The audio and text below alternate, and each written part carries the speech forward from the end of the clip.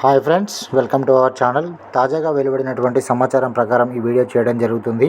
మరి దేశీయ దిగ్గజ బ్యాంకు అయినటువంటి స్టేట్ బ్యాంక్ ఆఫ్ ఇండియా తన కస్టమర్లకు సడన్గా షాక్ ఇవ్వడం జరిగింది.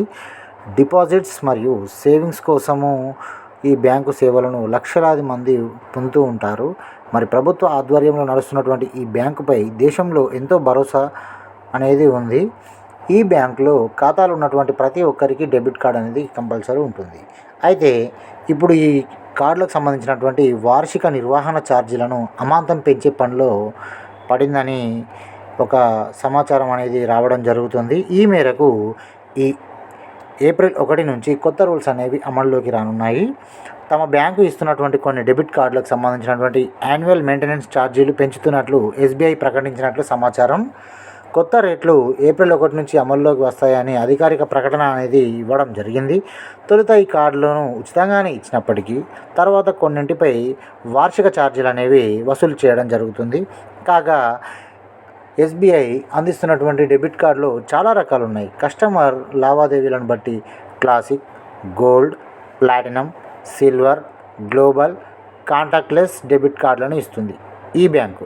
అయితే వీటన్నిటిపై ఇప్పుడు ఛార్జీల మొత్తం మోగిస్తుందంటూ చెప్పడం జరుగుతుంది. దీంతో వినియోగదారుడిపై అదనపు భారం పడనుందని కూడా చెప్పడం జరుగుతుంది.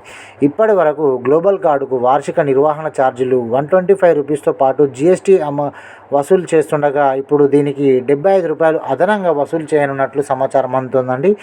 ఇకపోతే యువ, గోల్డ్, కాంబో డెబిట్ కార్డుల యాన్యువల్ మెయింటెనెన్స్ ఛార్జెస్ కూడా ఆల్మోస్ట్ 175 ప్లస్ జీఎస్టీ ఉండగా ఏప్రిల్ 1 తర్వాత 250 రూపీస్ ప్లస్ జీఎస్టీ వేయనున్నట్లు కూడా సమాచారం అందుతోంది.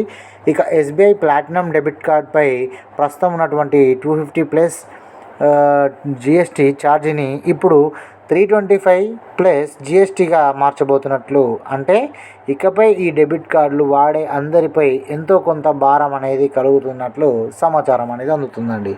సో మరి ఈ విధంగా ఎస్బీఐ నుంచి ఒక తాజా అప్డేట్ అనేది రావడం జరిగిందండి. మాకు అందినటువంటి సమాచారం ప్రకారం ఈ వీడియో చేయడం అనేది జరిగింది. దయచేసి గమనించగలరు. మరి ఈ వీడియో కనుక మీకు నచ్చినట్టయితే ఫ్రెండ్స్ లైక్ చేయండి, షేర్ చేయండి. ఇంకా ఎవరైతే మన ఛానల్ని సబ్స్క్రైబ్ చేసుకోలేదో దయచేసి మన ఛానల్ని సబ్స్క్రైబ్ చేసుకోండి. ఇక ఉంటానండి. నేను మీ వంకాల సతీష్ కుమార్. Thank you. జై హింద్.